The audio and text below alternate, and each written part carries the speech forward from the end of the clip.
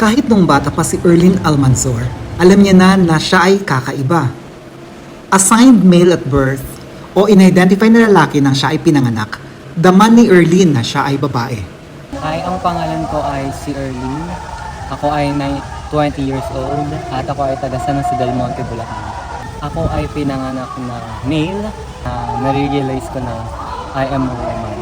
Nalaman ko nung siguro 5 years old ako dahil gusto kong magsuot ng damit ng babae, gusto kong gayahin yung mga pinsan at kapatid kong babae. In a way, maswerte si Erlyn. Panganay sa dalawang magkapatid, tanggap naman siya ng mga magulang nila. Pero sa probinsya kung saan siya lumaki, madalas din siyang nakaranas ng diskriminasyon. Family ko ay supportive sa akin dahil sila rin ay parte ng LGBTQ. Dalawa kami magkapatid at ako ay panganay. Sa probinsya, ang pinaka-challenge talaga ay yung ma-discriminate at ma-misgender. Tatawagin kang kuya, tatawagin kang so. Ang karamihan doon ay homophobic. Nung ako ay nasa elementary, lagi akong tutukso. Pati mga magulang, tinutukso rin ako. Hanggang sa high school, syempre masakit dahil hindi yun yung gender ko. Ang iniisip ko na lang na nagkamali lang sila at sinasabi lang talaga nila sa akin ay hindi ko sila kinokompronta kasi hindi pa ako ganun katapang. Ngayon na mas may alam na si Erlyn tungkol sa LGBTQIA community, alam niyang marami pang magkakaugnay na issues na dapat tutukan. At para sa kanya, kabilang na rito ang kakulangan ng healthcare para sa transgender Filipinos.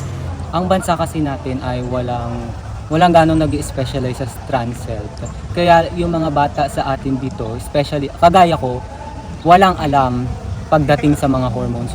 Bumibili na lang sila sa Shopee basta iniinom.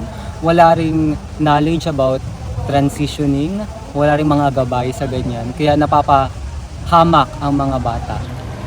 Kahit si Erlyn, inaaming nagsimulang mag-transition na walang gaanong alam. Pero at least alam niya na risky ang kanyang ginawa, na siya pa rin ginagawa ng maraming ngayon. Ako po ay nag-start mag-transition noong 19 years old po ako. Uminom po ako ng birth control pills ng pambabae na detrimental pala sa kalusugan ng isang male. Walang jowa si Erlyn sa ngayon. Pero alam niya na maraming challenges ang hinaharap ng LGBTQIA people na naghahanap ng pag-ibig. Hindi po mahirap kung foreigner. Pero kung Pinoy, mahirap. Kasi ang mga foreigner ay open-minded. Isa rin po pag naghahanap ka ng jowa, parang ikaw yung magiging sugar mommy. Binibigyan mo siya ng pera, iisipin ng lipunan na ginagamit ka lang ng lalaki. Para sa akin na nasasaktan ako kasi ang baba ng tingin nila sa mga trans women na parang para mahalin kailangan magbigay ng pera. Bilang bahagi ng transgender youth sector, ang nais ni Erlyn ay magkaroon ng gabay ang mga trans nene. Para sa kanya, in the end, tayo pa rin ang magtutulungan sa isa't isa. Ako ay naging trans nene din at naranasan ko ang hirap ng pagta-transition.